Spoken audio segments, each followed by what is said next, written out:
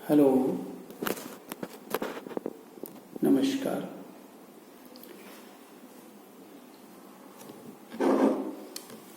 इस समय कोरोना जैसी महामारी के बारे में हमारे माननीय प्रधानमंत्री द्वारा बताया गया कि आप लोग आयुर्वेद चिकित्सा या आयुष चिकित्सा पद्धति का पालन करें। कोरोना व्याधि को अगर हम देखें तो ज़्यादातर उसके लक्षण श्वास, काश और प्रतिश्याय के रूप में दिखाई पड़ता है। इसकी मूल रूप से दो तरह से हम चिकित्सा कर सकते आयुर्वेद में है, और अद्रव्यभूत चिकित्सा और द्रव्यभूत चिकित्सा। अद्रव्यभूत चिकित्सा में योग, प्राणायाम, षट कर्म जैसे अनेकों कर्म वर्णित हैं, जिनका उपयोग करके हम कोरोना जैसे व्याधि में लाभ पा सकते हैं। दूसरा है द्रव्यभूत चिकित्सा। जैसा कि बड़े बड़े संस्थान के डायरेक्टर, प्रिंसिपल, तमाम लोग आयुर्वेद चिकित्सा के बारे में अपने साक्षात्कार दे रहे हैं, लेकिन मुझे लगता है कहीं ना कहीं उनके साक्षात्कार की प्रक्रिया में कोई न कोई कमी है। कमी मूल रूप से ये है कि अद्रव्यभूत चिकित्सा आप अपने आप ले सकते हैं, लेकिन अनेकों हमारे यहाँ द्रव्यभूत चिकित्सा है। आयुर्वेद में बहुत पहले ही बताया गया है कि व्याधि का नाम पता होना उतना जरूरी नहीं है।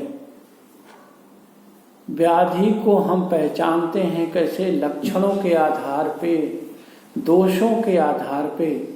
यदि दोष का आप सही निरीक्षण कर लेते हैं तो आपको चिकित्सा उसी के आधार पर करनी है।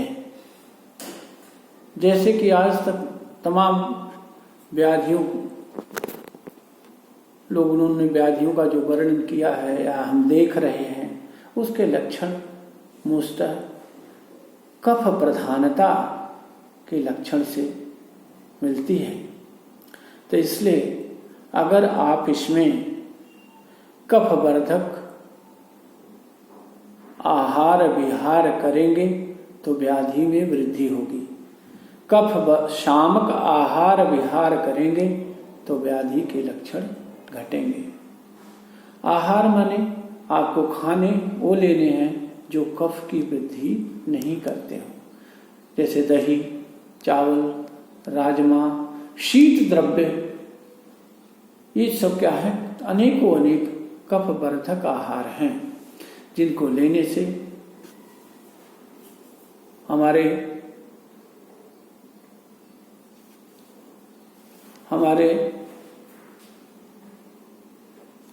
शरीर के कफ में वृद्धि होगी और इस व्याधि के फैलने की संभावना अधिक होगी, या इसके लक्षण आने की संभावना अधिक है।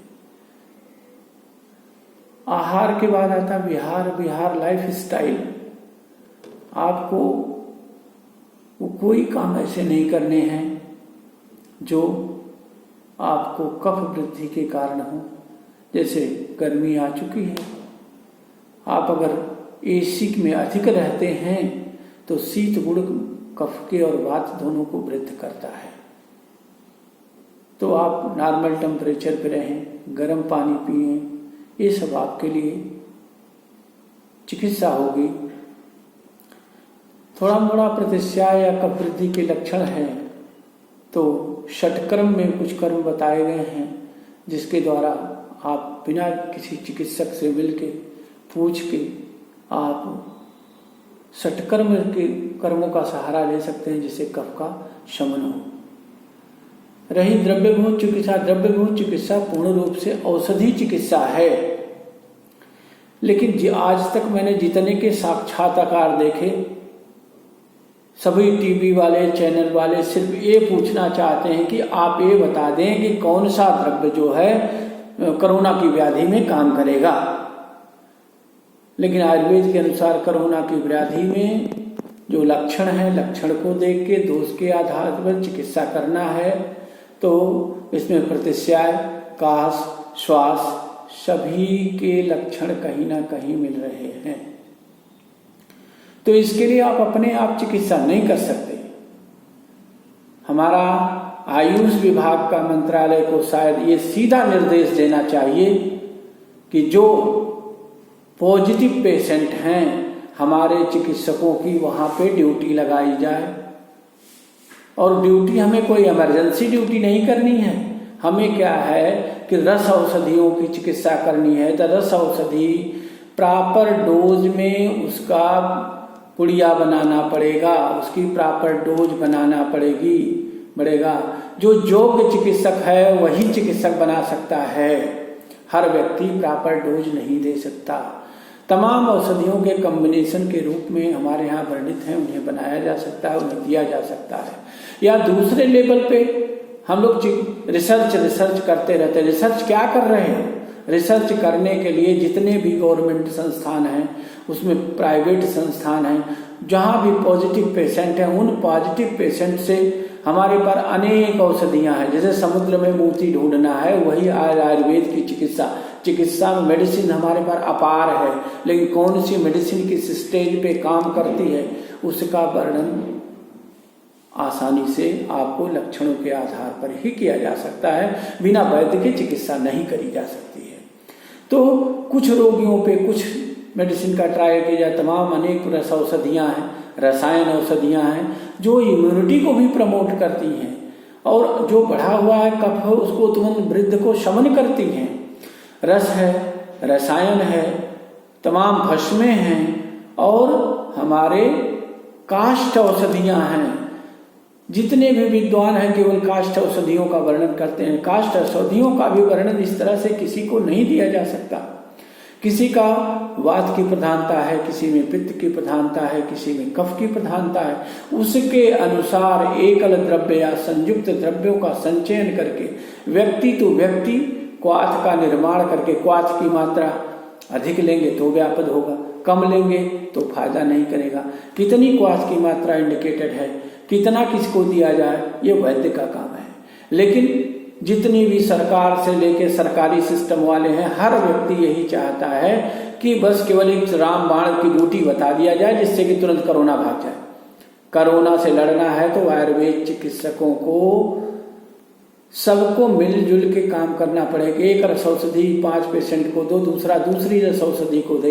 सरकार उन तमाम औषधियों का पहले भंडारण करे, खरीदे, रखे, और उसके बाद उसकी प्रॉपर डोज करके दी जाए और उस पर ट्रायल किया जाए। कुछ दिन में ही आपको रिजल्ट मिल जाए। जिस रस औषधि का, जिस भस्म औषधि का, जिस काष्ठ औषधि का बेहतर रिजल्ट मिल जाए, उसको फिर हम जा करके बताएं कि ये चीज काम करे। काम तो अवश्य करेगी, हमारी आयुर्वेदिक औषधियां काम अवश्य करेगी, लेकिन काम करने का विधि विधान जो है आजकल हम सब कुछ आधुनिक चिकित्सा जैसा करना चाहते हैं, लेकिन आधुनिक चिकित्सा जैसा आयुर्वेद चिकित्सा संभव नहीं है।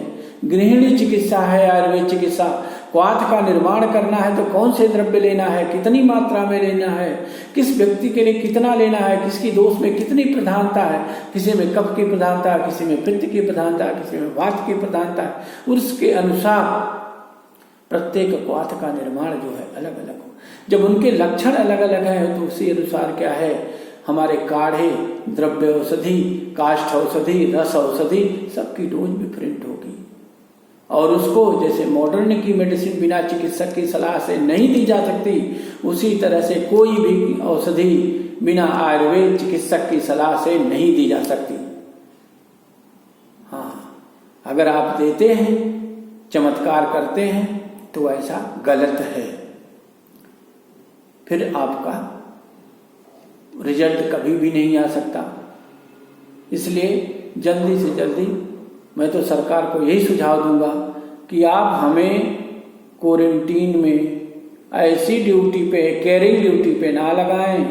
हमारे जो ज्ञान है उस ज्ञान का लाभ लें। जो बड़े बड़े वैद्यों के अनुसार जो आपने नियुक्त करें, उन वैद्यों के अनुसार तमाम औषधियों को पहले परिचय करके रखा जाए। किसी बड़े संस्थान में उसका कुछ 5 पेशेंट को कुछ औषधि दे, 5 को कुछ दे, 5 को कुछ दे, जो सर्वोत्तम बेहतर रिजल्ट दे रहे उस औषधि को हम फिर ज़्यादा मात्रा में कलेक्ट करके सरकार कलेक्ट करे, वैद्य अपने पास से दे, और इस रूप में अगर हम देना शुरू करें तो निश्चित रूप से हम आयुर्वेद की मदद से कोरोना जैसी महामारी पर खुद तो जीतेंगे, एक विश्व के हम गुरु भी बनेंगे।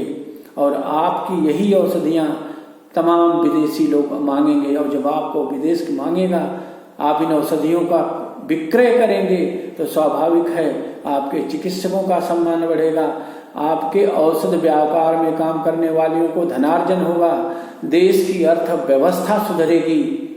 इसलिए मेरा सभी संस्थान के बड़े बड़े मठाधीशों से अनुरोध है कि केवल अपनी कुर्सी ना बचाएं। पद कैसे आपको मिला है वो तो मैं नहीं जानता हूँ, पद मिलने के बहुत से अलग अलग तरीके हैं। पद तो कैसे मिल जाता है, क्या मिल जाता है, इसका मैं ज़्यादा वर्णन नहीं करना चाहता हूँ। लेकिन जो अपने को कथित विद्वान आयुर्वेद के समझते हैं, जो ऊंचे ऊंचे शीर्ष कुर्सियों पे बैठे हैं, जरा वो अगर 500 रिसर्च आपने कर रखी है तो जरा एक रिसर्च करके दीजिए ना, समाज को दीजिए कुछ।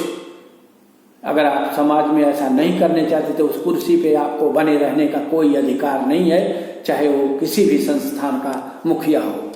केवल चाटुकारिता करके पद पे बैठे रहना आपको आयुर्वेद का सर्वनाश करने की तरफ ले जा रहे हैं। धन्यवाद, नमस्कार।